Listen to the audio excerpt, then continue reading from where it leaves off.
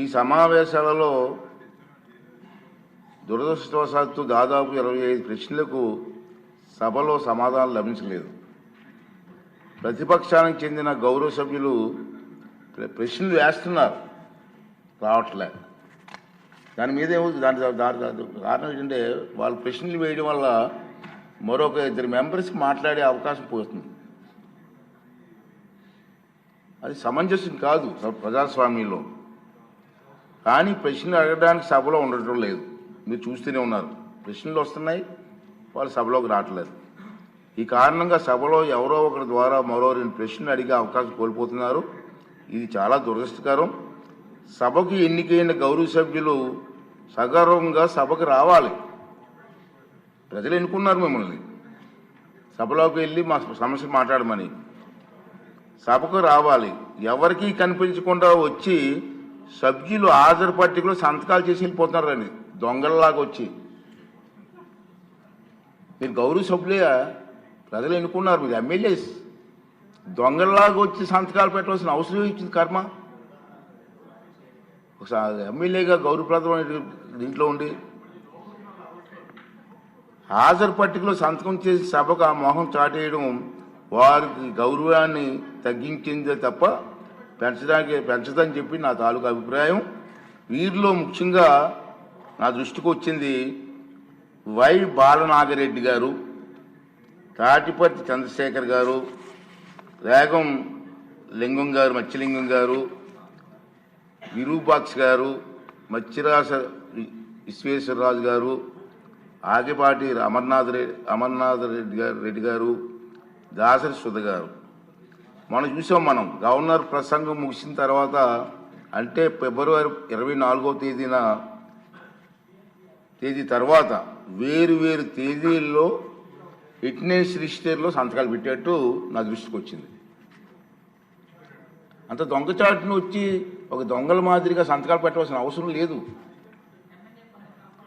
కానీ వారు ఎవరు కూడా నాకు సభలో కనిపించలేదు. సంతకాలు ఉన్నాయి కానీ సభలో కనిపించారండి మీకు ఎవరికన్నా? నాకైతే కనిపించలేదు.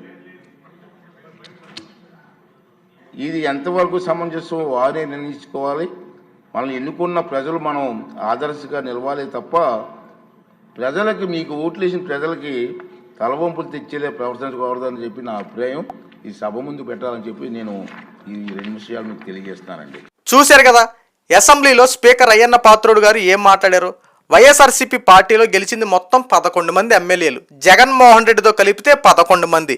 ఈ 11 మంది చేసినటువంటి తప్పు ఏంటంటే, ఫస్ట్ అసెంబ్లీకి వెళ్ళకపోవడం, రెండవది ప్రజలు ఓట్లేస్తే గెలిచినటువంటి ఎమ్మెల్యేలు కనీసం ప్రజా సమస్యల పట్ల పోరాడటం కూడా లేదు.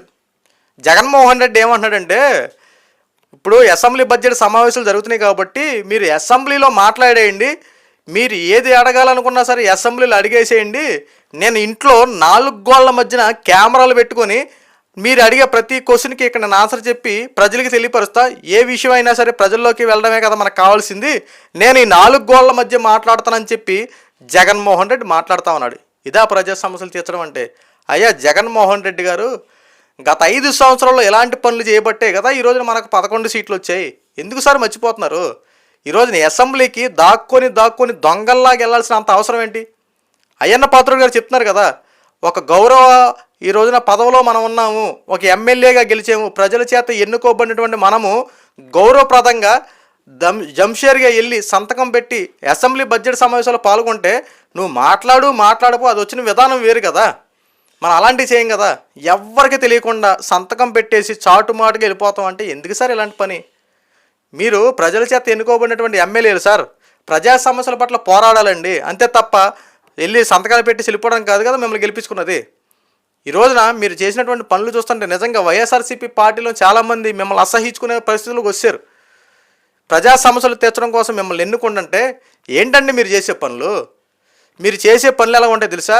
ఎలా ఉంటాయంటే, ఒక చేత్తో ఇవ్వడం, మరో చేత్తో దోచుకుంటా గత 5 సంవత్సరాలు చేసినటువంటి పనులు ఉన్నాయి కదా, అదే భ్రమలో బతికేస్తున్నట్టున్నారు మీరు. ఇంకా జగన్మోహన్ రెడ్డి వ్యవహరించిన తీరు చూడండి. గత 5 సంవత్సరాల్లో దాచుకో పంచుకో అన్నట్టు అందరి గాడికి దాచుకున్నారు, అనుభవించారు తప్ప ప్రజా సమస్యలు తీర్చిన విధానం ఏం లేదు. ఈరోజు కేవలం 11 సీట్లు వచ్చినా సరే ఆ 11 మంది అయినా సరే తమ నియోజకవర్గాల కోసం ఏమైనా పాటు పడతారంటే అది కూడా లేదు.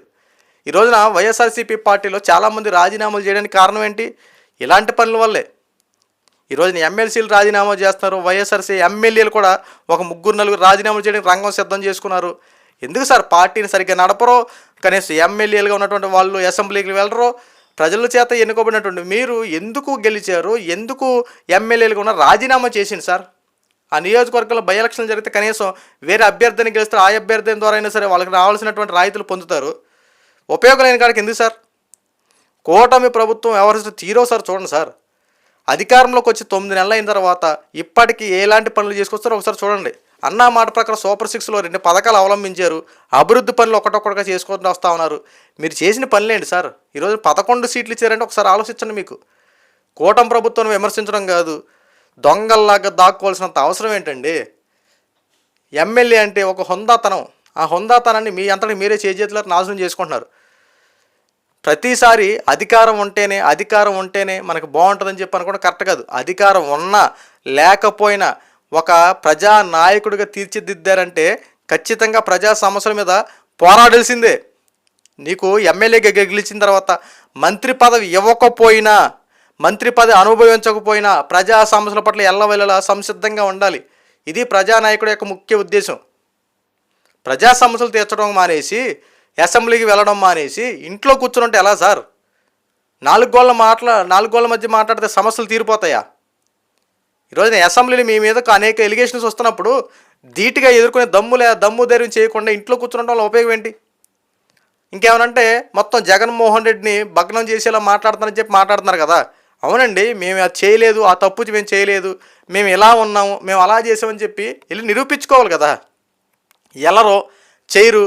ఈరోజు మళ్ళీ కూటమి ప్రభుత్వం విమర్శించడం, ఇంట్లో కూర్చొని ఏం చేస్తారు? ఇదిగో ఆ బడ్జెట్లో అలా చేశారు, ఈ బడ్జెట్లో ఎలా చేశారు, అక్కడ రూపాయి తగ్గించారు, ఇక్కడ రూపాయి పెంచారు, అప్పుడు మేము ఎన్ని అప్పులు చేయలేము, ఇప్పుడు ఇన్ని అప్పులు చేసామని చెప్పి ఎక్కడ చెప్పేది? కాహానీలు కాకమ్మ కబుర్లు ఎక్కడ చెప్పేది? ఇంట్లో కూర్చొని చెప్పేది. చెప్పాల్సింది అసెంబ్లీలో కదా. అసెంబ్లీ బడ్జెట్ సమావేశాలు ఏంటి? ఇరుపక్షాలు, ప్రతిపక్షం అధికార పక్షం ఉన్నటువంటి ప్రతి ఒక్కరూ ఏం జరిగింది, ఏం జరగలేదు, ఎలాంటి బిల్లులు ఆవేదన పెడుతున్నా, ఎలాంటి బిల్లులకు ఆమోదం తెలుపుతున్నారు, ఎలాంటి బిల్లుని రద్దు చేస్తున్నారు, ప్రతి ఒక్కటి తెలుసుకొని ప్రజా సమస్యలు తీర్చే విధంగా కదా అడుగులే ముందుకేసేది.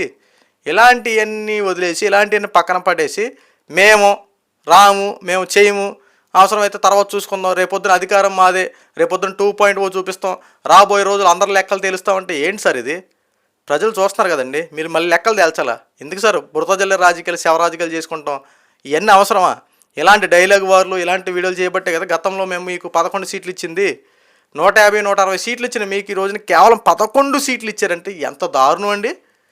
ప్రజలకు ఏ రకంగా మీరు పరిపాలన చేశారు సార్? ఇప్పటికైనా కళ్ళు తెరిచి, ఎలాగో బడ్జెట్ సమావేశాలు అయిపోయినాయి, కనీసం ప్రజా సమస్యలు తీర్చడానికి కనీసం ప్రజల్లోకైనా వెళ్ళి ప్రజా సమస్యల పట్ల పోరాడండి సార్. ఏమైనా సమస్యలు ఉంటే తెలుసుకోండి, అవి కూటమి ప్రభుత్వ దృష్టికి తీసుకురండి. మా నియోజకవర్గాల్లో ఈ సమస్యలు ఉన్నాయి, మా నియోజకవర్గంలో ఇలాంటి సహాయం చేయండి అని చెప్పి కూటమి ప్రభుత్వం దగ్గర మీకు అర్జీ పెట్టుకుంటే ఆ సమస్యలు తీర్చే విధంగా కూటమి ప్రభుత్వం చర్యలు తీసుకుంటుంది. ఇప్పటికైనా ఆ పనులను చేసి మీ యొక్క నియోజకవర్గాలను అభివృద్ధి చేసుకోండి.